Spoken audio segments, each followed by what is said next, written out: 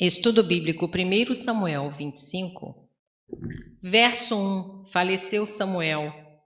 Todos os filhos de Israel se ajuntaram e o prantearam. A morte de Samuel, o último dos juízes, levou Israel ao fim de uma era. Tão difundida estava a influência de Samuel entre o povo que todo o Israel se reuniu para lamentar sua morte. A extensão desse luto era sinal do destaque que Samuel havia alcançado como líder.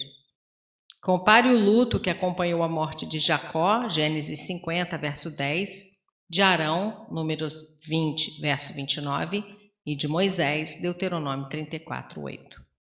É algo assim como o nosso hastear da bandeira meio mastro em homenagem a uma figura nacional. E Samuel foi colocado para repousar na propriedade da família em Ramá, cidade do seu nascimento.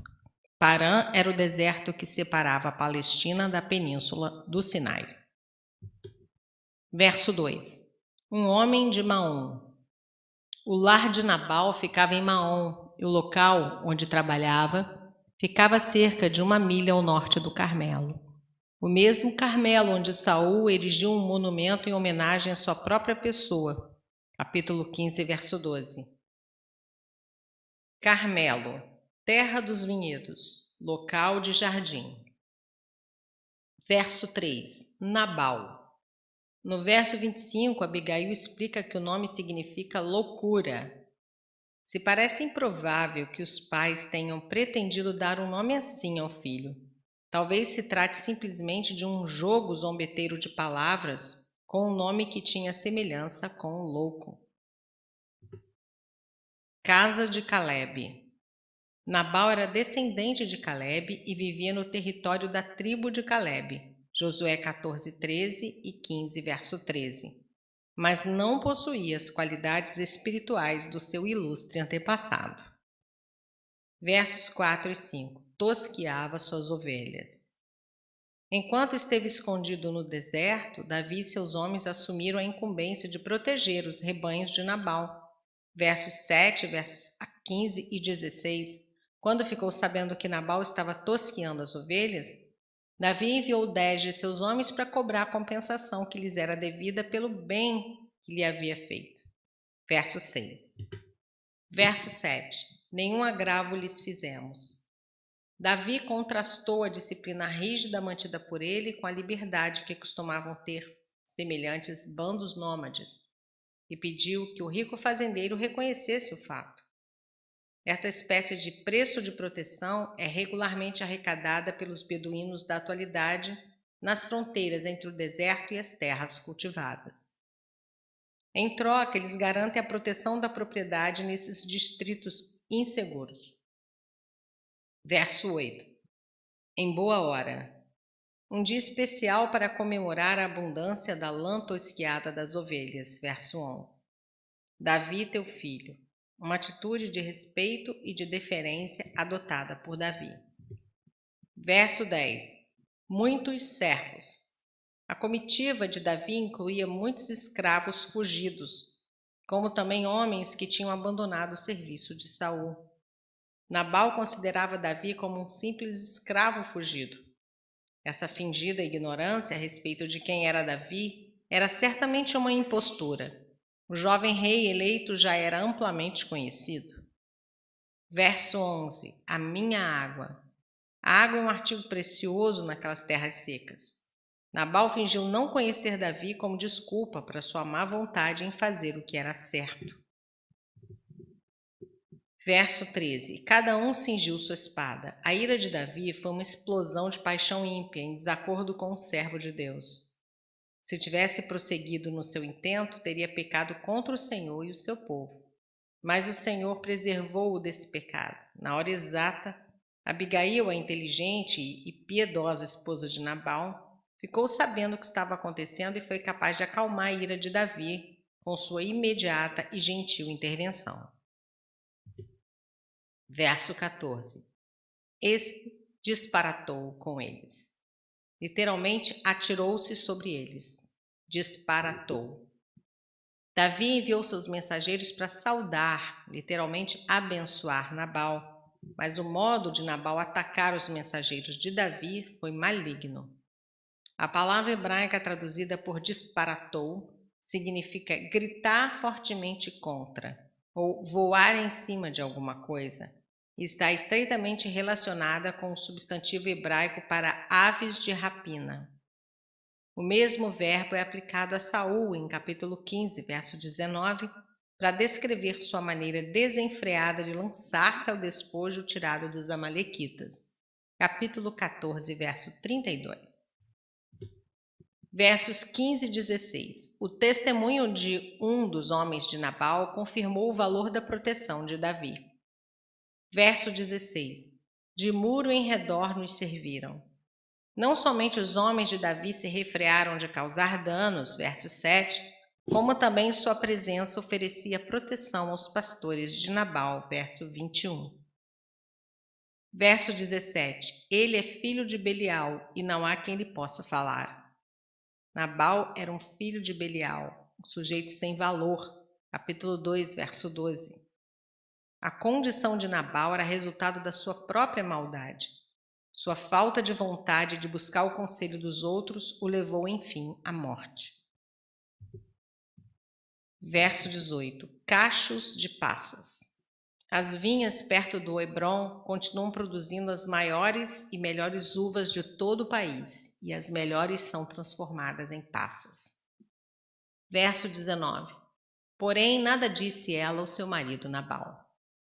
Abigail sabia que Nabal discordaria de suas ações, mas sabendo que o Senhor escolhera Davi, verso 28, ela reconheceu as consequências envolvidas na blasfêmia de Nabal contra Davi. Pelas suas ações, vemos que ela preferiu obedecer a Deus em vez de ao homem. Atos 5:29. Como uma esposa sábia deve agir nesse tipo de situação. Verso 22. Faça a Deus o que lhe aprouver. Uma forte conjuração de automaldição. Davi jurou que mataria todos os homens da casa de Nabal ao raiar do dia. Contrastar com 24, versos 9 a 12. Nesse momento, sua intenção era tomar vingança pessoal. Verso 25. Nabal é seu nome e a loucura está com ele. As palavras hebraicas para tolo e tolice não dão a ideia de simples estupidez, mas de perversidade moral. Tolo é uma tradução inadequada. A palavra em hebraico dá a ideia de alguém que é insensível tanto aos direitos de Deus como aos do homem, o que é inconsequente, irreverente e rude. Verso 28. Casa firme. A percepção que Abigail tinha de Davi estava tão certa quanto a do seu marido estava errada. Versos 10 e 11, segundo Samuel 7, versos 11 a 16.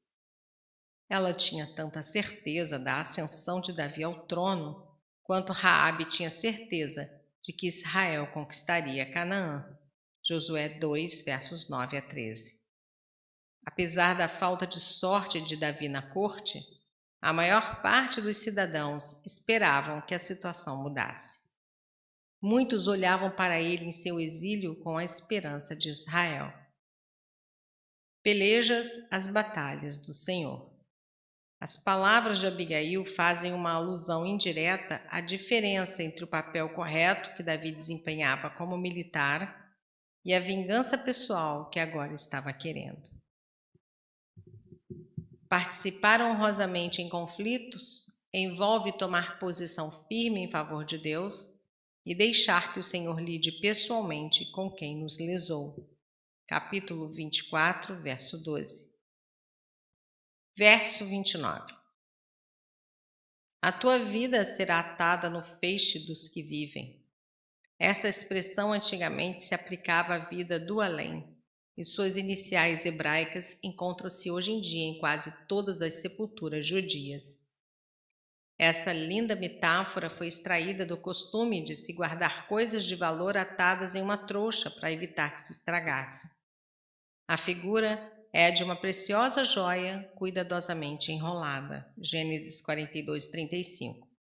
O ponto aqui é que Deus cuida dos seus como um homem cuida de seu tesouro mais valioso. A conversa continua em uma oração para que a vida dos inimigos de Davi sejam lançadas fora como as pedras de uma funda. Versos 30 a 31. Príncipe sobre Israel. Abigail estava certa de que Davi exerceria efetivamente o governo sobre Israel depois da morte de Saul. Portanto, ela não queria que ele fizesse nada que pudesse pôr em risco seu futuro, comprometesse seu trono ou violasse a vontade de Deus ao buscar vingança pessoal por causa da ira. Versos 33 e 34.